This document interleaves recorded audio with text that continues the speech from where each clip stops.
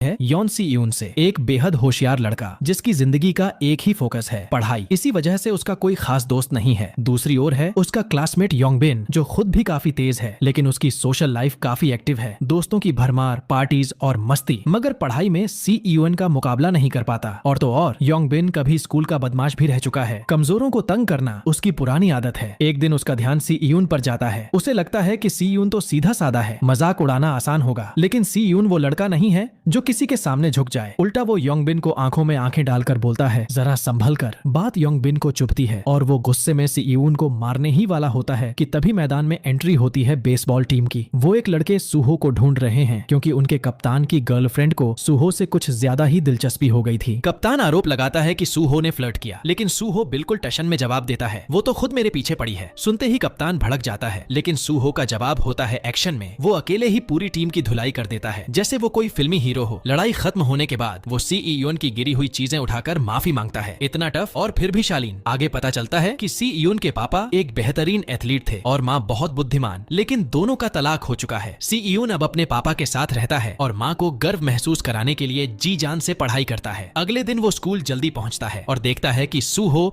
वहीं सो रहा है। उस दिन पीटी क्लास होती है और योंग बिन सी यून की यूनिफॉर्म डस्टबिन में फेंक देता है, जिससे साई यून को क्लास की ड्रेस में ही दौड़ना पड़ता है। यहीं से शुरू होती है असली परेशानी। योंग बिन और उसके दोस्त सी यून की हालत पर हंसते हैं, लेकिन सूहो फिर से सामने आता है और सबको बोलता है, तुम लोग खुद भी कोई एथलीट नहीं हो। और क्योंकि उसकी बॉडी और एटीट्यूड दोनों दमदार हैं, कोई कुछ कह भी नहीं पाता। सी यून को अब यकीन हो जाता है कि यूनिफॉर्म उन्हीं लड़कों ने गायब की है, तो वो सीधा जाकर बोलता है कि बाज आ जाओ। लेकिन योंग बिन का एक दोस्त उसका कॉलर पकड़ लेता है और डराने की कोशिश करता है। सी यून की खास बात यही है कि चाहे हालत कितनी भी टेढ़ी हो, वो नजरें नहीं झुकाता। सौभाग्य से उसी वक्त एक टीचर आ जाते हैं और मामला शांत हो जाता है। कुछ वक्त बाद सी यून अपने कमरे में पढ़ाई में बिजी होता है कि दरवाजे पर दस्तक होती है। दरवाजा खोलता है तो सामने सूहो खड़ा होता है, जो अब एक डिलीवरी बॉय के तौर पर काम कर रहा है और गलती से सी यून के घर पहुंच गया, लेकिन बिना किसी झिझक के अंदर घुस आता है और पानी मांगता है। अगले दिन स्कूल में एक नया स्टूडेंट आता है, बियोम सियोक, जो एक बड़े नेता का बेटा है। पहले ही दिन योंग बिन और उसके दोस्त उसके पास इंप्रेशन जमाने पहुंचते हैं, लेकिन वो सी यून की सीट पर बैठे होते हैं। सी यून आता है और साफ कहता है कि सीट खाली करो। यिन को तो बस मौका चाहिए था सी यून को मारने का, लेकिन फिर से सूहो बीच में आता है और कहता है, चुप रहो, सोने दो मुझे। और सब चुपचाप अपनी जगह लौट जाते हैं। शाम को योंग बिन अपने दोस्तों के साथ डिस्को में पार्टी कर रहा होता है। सी यून का हौसला तोड़ने के लिए अब योंग बिन और उसके दोस्तों ने ठान लिया था कि सिर्फ मजाक उड़ाना या धौंस जमाना काफी नहीं, अब वार करेंगे उसकी सबसे बड़ी ताकत पर, उसकी पढ़ाई पर। उनका नया प्लान था सी यून को ड्रग्स देकर उसका एग्जाम बिगाड़ना, ताकि उसका आत्मविश्वास टूट जाए। इसके लिए योंग बिन ने अपने कजिन से कुछ ड्रग्स मंगवाई और इस गंदे काम में बियोम सियोक को भी शामिल किया। बियोम सियोक पर प्रेशर डालकर धमकाया गया, अगर मदद नहीं की तो उसके साथ भी वही होगा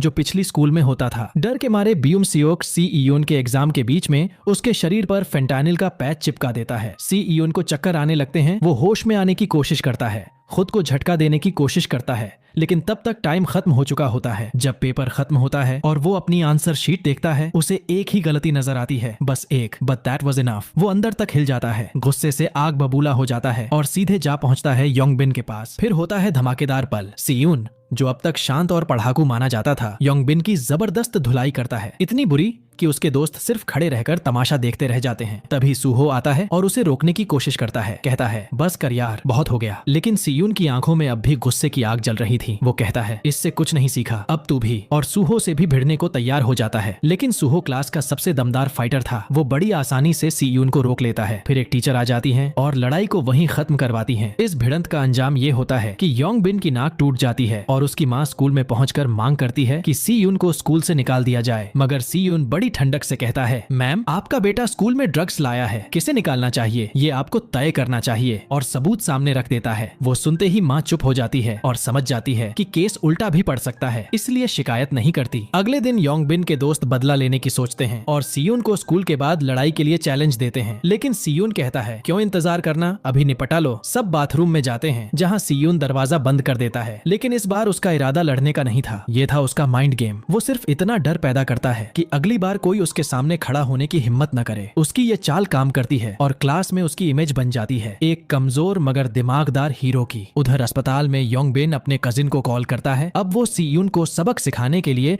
उसे हायर करना चाहता है, लेकिन दूसरी ओर सी यून और सूहो की दोस्ती गहरी होने लगती है। पहले लड़ाई, फिर बातें, और अब दोनों ज्यादा वक्त एक दूसरे के साथ बिताने लगे थे। पूरी स्कूल में अफवाह उड़ जाती है कि ये दोनों अब बेस्ट फ्रेंड्स बन गए हैं। इसी बीच बियोम सियोक भी सी ईयून के करीब आना चाहता है, लेकिन साई ईयून साफ कहता है, मुझसे दोस्ती की एक्टिंग मत कर। स्कूल से बाहर निकलते वक्त योंग बिन पहले से कुछ गुंडों के साथ सी ईयून का इंतजार कर रहा होता है। वो लोग उसे उठा ले जाते हैं किसी सुनसान जगह पर पीटने के लिए। बियोम सियोक ये सब देख लेता है और बिना समय गंवाए सूहो को बताने भागता है। सूहो पहले तो इनकार करता है, कहता है मुझे किसी पंगे में नहीं पड़ना, लेकिन फिर बियोम सियोक उसे पैसों की पेशकश करता है। सूहो मान जाता है और दोनों निकल पड़ते हैं सी ईयून की मदद करने। इस बीच सी ईयून पर हमला हो चुका है, लेकिन वो इतना समझदार है कि हालात को अपने फेवर में मोड़ने के लिए एक स्ट्रेटेजी बना लेता है। उसका प्लान काम करता है और वो एक एक करके सबको चकमा देने लगता है। मगर योंग बिन का कजिन, जो वाकई में ताकतवर है, फिर से उठ खड़ा होता है और एक जानलेवा हमला करने के लिए बढ़ता है। योंग बिन अब पूरी तरह से आपा खो चुका था। उसका अगला निशाना था सी ईयून के हाथ। हाँ, वो उसके हाथ तोड़ना चाहता था ताकि वो कभी दोबारा न लिख सके, न पढ़ सके। लेकिन ठीक उसी वक्त जैसे किसी हीरो की एंट्री होती है, सूहो आ जाता है। वो पूरे गुस्से में उन गुंडों से कहता है, बस बहुत हो गया। लेकिन योंग बिन का कजिन मानने को तैयार नहीं था। अब बात बन चुकी थी इज्जत की। फिर होती है क्लासिक भिड़ंत, सूहो वर्सेस योंग बिन का कजिन। दोनों दमदार फाइटर्स, लेकिन सूहो का लेवल ही कुछ और था। उधर बाकी गुंडे सी यून को पीट रहे थे, लेकिन तभी बियोम सियोक भी वहां पहुंचता है और सी यून की मदद करता है। जब योंग बिन का कजिन देखता है कि सब उसके खिलाफ खड़े हो चुके हैं, वो हार मान लेता है और कहता है लड़ाई खत्म। फिर वहां से चला जाता है योंग बिन को अकेला छोड़कर। सी यून, जो अंदर से बेहद शांत और समझदार था, कहता है अब बहुत हो गया, छोड़ो ये सब और भूल जाओ। लड़ाई खत्म होने के बाद तीनों, सी यून, सूहो और बियोम सियोक, अब दोस्त बन चुके थे। सूहो कहता है, अब जब लड़ाई की वजह से लेट हुआ हूं तो तुम दोनों को मेरी नौकरी में हाथ बंटाना पड़ेगा। तीनों एक छोटे से स्टोर में काम करते हैं और काम खत्म होने के बाद बैठते हैं डिनर पर। उसी दौरान बियोम सियोक शर्मिंदा होकर सी यून से माफी मांगता है और सी यून बिना कोई शिकवा किए उसे माफ कर देता है। फिर होता है एक दिल पिघलाने वाला पल। सूहो अपने हाथों से सी यून को खाना खिलाता है और सी यून की जिंदगी में पहली बार दोस्ती का एहसास पूरी तरह से बस जाता है। लेकिन दूसरी तरफ कहानी में ट्विस्ट अभी बाकी था। वो गुंडे जो सी यून को पीट चुके थे, असल में खुद एक और बड़े माफिया के शिकार थे। उस असली बॉस ने, जिसे सब साइको कहते थे, जानबूझकर अपने ही एक आदमी का हाथ तोड़वा दिया ताकि उसे बहाना मिल जाए और फिर वो मांग सके 15 लाख का हर्जाना। सी यून और उसके दोस्तों के लिए अब ये सिर्फ लड़ाई नहीं, ब्लैकमेलिंग की जंग बन चुकी थी। अगली सुबह तीनों दोस्त एक साथ रिलैक्स करने के लिए मिलते हैं, लेकिन सी यून तो बिना पढ़े रह ही नहीं सकता, इसलिए जाने लगता है। तभी सूहो कहता है, चल एक शर्त लगाते हैं, देखते हैं कौन किससे बेहतर है। शर्त में सूहो हारता है और सी यून खुशी खुशी घर की ओर निकल पड़ता है। लेकिन रास्ते में उसका सामना होता है उस गुंडे की बहन से, जिसने सी यून को पहले मारा था। वो सी यून को रोक कर कहती है, चलो कुछ खा आते हैं, और फिर बोलती है, मुझे तो रफ लड़के ही पसंद हैं। सी यून कुछ समझ नहीं पाता, लेकिन हाँ, वक्त अच्छा बीतता है। अगले दिन योंग बिन स्कूल आता है अपना सामान लेने, लेकिन जाने से पहले सी यून से रिक्वेस्ट करता है कि उसके साथ पार्किंग तक चले, क्योंकि वो एक डिक्लेरेशन देना चाहता है कि फेंटेनिल उसका नहीं था। सी यून मान जाता है, लेकिन उसे नहीं पता था कि ये सब एक चाल थी। पार्किंग में पहले से उस गैंग का बॉस बैठा होता है, जिसने पूरा गेम प्लान किया था। वो कहता है, तुम लोगों ने योंग बिन को मारा है, अब उसका हर्जाना भरना पड़ेगा 15 लाख, और धमकी देता है कि अगर पैसे नहीं मिले तो हालात बहुत खराब हो जाएंगे, नहीं तो कर्ज लेना पड़ेगा, और जब चुकता नहीं कर पाओगे तो जिंदगी भर उसके लिए काम करना पड़ेगा। यही था उस गैंग का असली तरीका, लोगों को कर्ज के जाल में फंसाकर उनका इस्तेमाल करना। अगले कुछ दिन पूरे गैंग के लोग साई ईयूएन और उसके दोस्तों का पीछा करते रहते हैं, जिससे साई ईयूएन तंग आ जाता है। वो अपनी नई दोस्त से बात करता है, जो उसे पूरे गैंग के सिस्टम के बारे में बताती है। कहती है कि उस बॉस से उलझना अपनी बर्बादी को न्योता देना है। वो उसे समझाती है कि खुद की भलाई के लिए पैसा दे दो और इस पागल इंसान से दूर रहो। उधर बियोम सियोक, जो अब अपने दोस्तों के लिए कुछ भी करने को तैयार था, अपने पापा की घड़ी चुरा लेता है और उसे बेचकर 15 लाख का इंतजाम कर लेता है। लेकिन क्या पैसे देना ही हल है? सी ईयूएन की प्लानिंग अब अपने आखिरी पड़ाव पर थी। जब बियोम सियोक ने पैसे जुटा लिए, सी यून और बाकी दोस्तों ने फैसला किया कि उन्हें ये पैसे नहीं देने चाहिए, बल्कि सीधे पुलिस को बुलाकर इस पूरे गैंग का खेल खत्म करना चाहिए, क्योंकि अगर एक बार पैसे दे दिए तो फिर कभी पीछा नहीं छूटेगा। सी यून बताता है कि उसने सबूतों का लोकेशन ट्रेस कर लिया है, वो सब उस गैंग लीडर के घर में मौजूद है, बस पुलिस को वहां ले जाना होगा। लेकिन इस मिशन की शुरुआत सूहो करेगा। वो सबसे पहले उस क्रिमिनल के घर जाएगा और अपनी बेटिंग ऐप का आइडिया उसे बेचने की कोशिश करेगा ताकि उसका विश्वास जीत सके। फिर क्या था, प्लान तुरंत शुरू होता है। सूहो बताता है कि उसे उसकी ऐप के बारे में सब पता है और एक बड़ा ऑनफर लेकर आया है, पूरी स्कूल को एक जुए के अड्डे में बदलने का ऑनफर। वो क्रिमिनल इस आइडिया से इतना खुश होता है कि सूहो को अपने गैंग में शामिल करने को तैयार हो जाता है।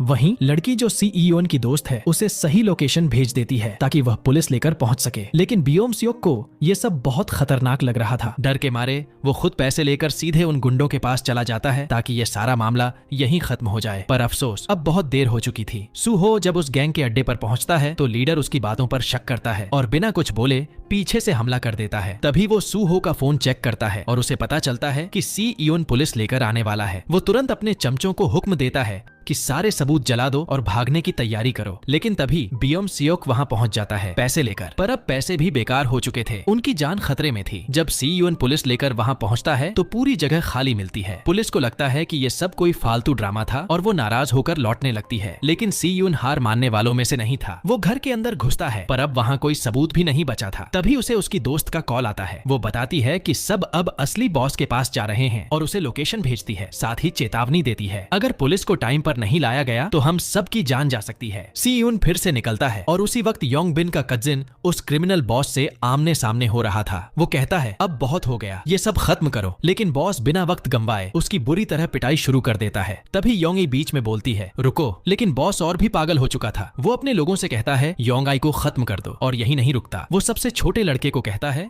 कि वह कजिन और योंगी दोनों की हत्या कर दे क्योंकि वो नाबालिग है और उसे जेल नहीं होगी। फिर वो कजिन की जान भी लेना चाहता है लेकिन तभी कजिन उठता है और उसे चुनौती देता है, एक फाइनल फाइट, अगर मैं जीता तो मैं नया बॉस बनूंगा। लड़ाई शुरू होती है, ब्रूटल, रॉ और जानलेवा। लेकिन जैसे ही वह क्रिमिनल हारता दिखता है वह छुरी निकालकर कजिन पर हमला करता है और उसे चीर देता है। ये देख योंगाई का सब्र टूट जाता है। वो खुद चाकू लेकर उस गैंगस्टर को धमकाती है पर बॉस एक चालाक शिकारी था। वो चाकू छीन लेता है और जैसे ही हमला करने वाला होता है बाहर पुलिस की सायरन सुनाई देती है। सीयून एंट्री करता है फिल्मी स्टाइल में। वो कहता है पुलिस आ गई है, अब भाग लो। फिर वो सूहो और बियोम सियोक को आजाद करता है और जैसे ही सब जाने लगते हैं पता चलता है सी यून ने उन्हें धोखा दिया था। वो असली पुलिस नहीं थी, सिर्फ एक फेक अलार्म था ताकि सब डर जाएं। लेकिन अब सब फिर से भिड़ जाते हैं। घमासान लड़ाई शुरू होती है और कजिन अपने घायल दोस्तों को बचाकर भागने की कोशिश करता है। तभी असली पुलिस भी पहुंच जाती है एक धमाकेदार वार्निंग शॉट के साथ और पूरा माहौल थम जाता है। लेकिन वो पागल बॉस इतनी आसानी से हार मानने वाला नहीं था। वो एक लड़के को ढाल बनाकर भाग निकलता है। सी यून जानता था कि अगर उन्होंने उस गैंग लीडर को अभी नहीं रोका तो वो कभी भी लौटकर बदला ले सकता है, इसलिए वो उसका पीछा करता है। जब वो उसे पकड़ता है तो उससे भिड़ने की कोशिश करता है लेकिन गैंग लीडर बहुत ताकतवर था। सौभाग्य से उसी वक्त सूहो भी आ जाता है और उसे समझाने की कोशिश करता है कि अब बस कर दे और खुद ही पुलिस के हवाले हो जाए। लेकिन वो मानता नहीं और फिर शुरू होती है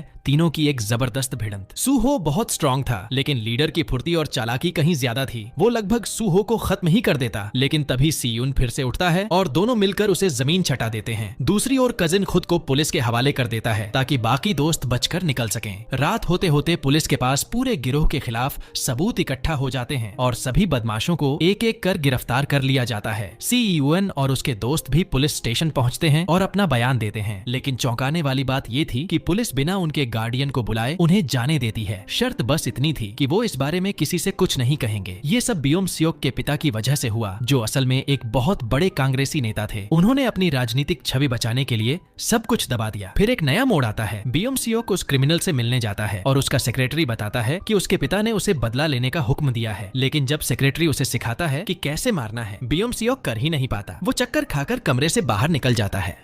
उधर अस्पताल में साई ईयूएन और उसकी दोस्त सूहो से मिलने जाते हैं। सूहो बताता है कि वो अब ठीक है और कल डिस्चार्ज हो जाएगा। फिर लड़की कहती है कि वो साई ईयूएन को डेट कर रही है इसलिए सूहो को ज्यादा घूरना बंद करना चाहिए। लेकिन सूहो सीधा बोल देता है ऐसा कुछ नहीं है। सीयून जब अपने घर पहुंचता है तो वहाँ कोई नहीं होता, इसलिए फिर से अस्पताल लौटकर सूहो और बाकी को खाना खिलाने पहुंच जाता है। सूहो थोड़ा घबरा जाता है और बोलता है तू मुझे डरा रहा है भाई, कोई इतना अच्छा कैसे हो सकता है। सीयून बस मुस्कुरा देता है। पर इस सब के बीच बियोम सियोक की हालत बदतर होती जा रही थी। उसे बेरहमी से पीटा जा रहा था क्योंकि सच ये था कि वो कांग्रेसी उसका असली पिता था ही नहीं। उसने तो बस अपनी पॉलिटिकल इमेज के लिए उसे गोद लिया था और अब जानवरों से भी बदतर सलूक कर रहा था। अगले दिन स्कूल में बियोम सियोक की पॉपुलैरिटी अचानक बढ़ जाती है क्योंकि अब सबको पता था कि जिन क्रिमिनल्स को पकड़ा गया है वो उसी के कारण हुए। लेकिन जब उसके दोस्त उसे योंगी के बारे में बताते हैं तो उसे लगने लगता है कि वो धीरे धीरे उसे रिप्लेस कर रही है। जब वो सूहो का इंस्टाग्राम चेक करता है तो उसे जलन होने लगती है। जल्द ही उसे पता चलता है कि सूहो का बर्थडे आ रहा है और योंग ई उसके लिए पार्टी प्लान कर रही है। लेकिन बियोम सियोक कह देता है कोई जरूरत नहीं है। जैसे जैसे दिन बीतते हैं उसे लगता है कि योंग ई उसके दोस्तों को उससे छीन रही है। जब वे लोग कराओके जाते हैं तो बियोम सियोक जरूरत से ज्यादा कोशिश करता है सबका ध्यान पाने के लिए, पर नतीजा उल्टा होता है। उसी दौरान उसकी मुलाकात उसके पुराने क्लासमेट्स से होती है जो उसे पहले बुली करते थे। डर के मारे वो वहां से भाग जाता है। जब वो बाकी दोस्तों के पास लौटता है तो गुस्से में योंगी पर भड़क उठता है, क्योंकि उसे लगता है कि उसने जानबूझकर बदमाशों को उसका पता दिया था। वो उसे मारने तक को तैयार हो जाता है, लेकिन उसके दोस्त योंगी का साथ देते हैं। इससे वो और भी ज्यादा भड़क उठता है और तभी वो गुंडे फिर से आ धमकते हैं। इस बार वो बियोम सियोक को उठाकर ले जाना चाहते हैं, लेकिन सी यून डटकर खड़ा हो जाता है और कहता है, दफा हो जाओ यहाँ से, उसे अकेला छोड़ दो। और अगले दिन बियोम सियोक इस वक्त बुरी तरह चिढ़ा हुआ था। उसे बस किसी पर भी गुस्सा निकालना था, लेकिन क्लास के बाकी लड़के उससे डरते नहीं थे, क्योंकि असली ताकतवर तो सू हो था। फिर भी वो सबको मारने की धमकी देता रहा। तभी सूजे आता है उसे शांत करने, बट हालात उल्टे हो जाते हैं और दोनों के बीच बहस शुरू हो जाती है। अगले 2 दिन बियोम सियोक स्कूल ही नहीं आता, जिससे उसके दोस्तों को चिंता होने लगती है। फिर सी यून और बाकी लोग उसे ढूंढते हुए उसके घर पहुंच जाते हैं। बियोम सियोक चौंक जाता है, बट दिल ही दिल में खुश भी होता है कि उसके दोस्त उसे देखने आए। जब उससे पूछा जाता है कि वो ऐसा क्यों कर रहा है, तो बियोम सियोक टूट जाता है। वो बताता है कि पिछली स्कूल में उसे बहुत बुरी तरह बुली किया गया था और कुछ कर नहीं पाया, क्योंकि उसके पिता ने साफ मना किया था कि वो कोई तमाशा ना करे। ये सुनकर सूहो उसे कहता है कि उन बदमाशों को कॉल कर वो खुद उनसे माफी दिलवाएगा। जब वो सब कराओके में मिलते हैं तो पहले तो वे माफी मांगने से मना कर देते हैं, उल्टा उसे फिर से धमकाने लगते हैं। लेकिन तभी सूहो एकदम से सामने आता है और उन्हें मजबूर करता है कि बियोम सियोक से माफी मांगे। पर बियोम सियोक को सिर्फ माफी नहीं चाहिए थी, उसे बदला चाहिए था। वो खुद उन्हें मारना चाहता था, लेकिन सी यून और दोस्तों ने कहा कि ये सब हद से बाहर जा रहा है। बियोम सियोक बिल्कुल बेकाबू हो चुका था। सूहो उसे कमरे से बाहर खींच ले जाता है। वहाँ दोनों में जबरदस्त बहस होती है। बियोम सियोक गुस्से में कहता है कि हम कभी दोस्त थे ही नहीं, और फिर उसे पैसे ऑफर करता है उस बदमाश को पीटने के लिए। ये सुनते ही सूहो का गुस्सा फूट पड़ता है और वो उस पर हमला कर देता है। बीच बचाव के लिए सीईओ स्कूल के गुंडे उसका पीछा करने लगते हैं, पर इस बार किस्मत उसके साथ थी। उसे रास्ते में अपने कुछ क्लासमेट्स मिल जाते हैं और इस बार वो उसे चिढ़ाने की जगह उसके साथ खड़े हो जाते हैं। न सिर्फ उसका साथ देते हैं, बल्कि मिलकर उन बदमाशों को सबक भी सिखाते हैं। इस जीत के बाद वे उसे अपने ग्रुप में शामिल कर लेते हैं और साथ पार्टी करने एक डिस्को ले जाते हैं। बियोम सियोक सभी के लिए ड्रिंक्स खरीदता है और इसी से सब उसे ज्यादा सम्मान देने लगते हैं। फिर इंस्टाग्राम पे सब आपस में फॉलो करने लगते हैं और बियोम सियोक को लगता है कि ये हैं उसके असली दोस्त। अगले दिन वो क्लास में नशे में झूमता हुआ आता है। जब सी यून उससे पूछता है कि क्या हुआ, तो वो उसे इग्नोर करता है और अपने नए दोस्तों के साथ चला जाता है। बाद में सी यून और सू हो उसे टोकते हैं, बट बियोम सियोक कहता है कि उन्होंने कभी उसे दोस्त नहीं माना, इसलिए अब वो भी नहीं मानेगा। फिर वो एक और पार्टी में चला जाता है जहां उसकी मुलाकात होती है योंगबिन से, जो अब कहता है कि वे दोस्त बन सकते हैं क्योंकि अब उनका एक कॉमन दुश्मन है। उधर सी यून स्कूल से बाहर निकल रहा होता है जब उसका भाई उसे पकड़ता है और अपने साथ काम पर ले जाता है ताकि दोनों साथ में वक्त बिता सकें। सी यून को चिंता होती है कि बियोम सियोक के नए दोस्त उसका फायदा उठा रहे हैं, बट सूहो कहता है कि असल में बियोम सियोक ही उन लोगों का इस्तेमाल कर रहा है ताकि वो खुद को पॉपुलर महसूस कर सके। अगले दिन बियोम सियोक अपनी सीट भी बदल लेता है। सी यून उसके नए दोस्तों को धमकाता है कि अगर उन्होंने उसका फायदा उठाया तो अच्छा नहीं होगा, लेकिन सूहो कहता है तू किसी की मदद नहीं कर सकता जो खुद मदद नहीं चाहता। फिर दोपहर में वो नए बदमाश कैंटीन की लाइन में घुसने की कोशिश करते हैं, बट सूहो सबको लाइन में लगने का हुक्म देता है और सब उसकी बात मान भी लेते हैं सिवाय बियोम सियोक के। उसे लगता है कि वो सबसे ऊपर है। सूहो के पास कोई और चारा नहीं बचता और उसे एक झापड़ रसीद कर देता है। ये देखकर बियोम सियोक बदला लेना चाहता है, बट सच्चाई ये थी कि वो अंदर से अब भी बहुत कमजोर था। उसे पता था कि वो सूहो का कभी सामना नहीं कर सकता, इसलिए बियोम सियोक और उसके दोस्त एक प्लान बनाते हैं। वो योंगबिन के दोस्त को हायर करते हैं जो जल्द ही प्रोफेशनल फाइटर बनने वाला था। उसे ऑफर किया जाता है पूरे 1 मिलियन वॉन बस सूहो को सबक सिखाने के लिए। लेकिन दिक्कत ये थी कि सूहो ने पहले ही इस फाइटर को हरा दिया था, तो उसे बढ़त दिलाने के लिए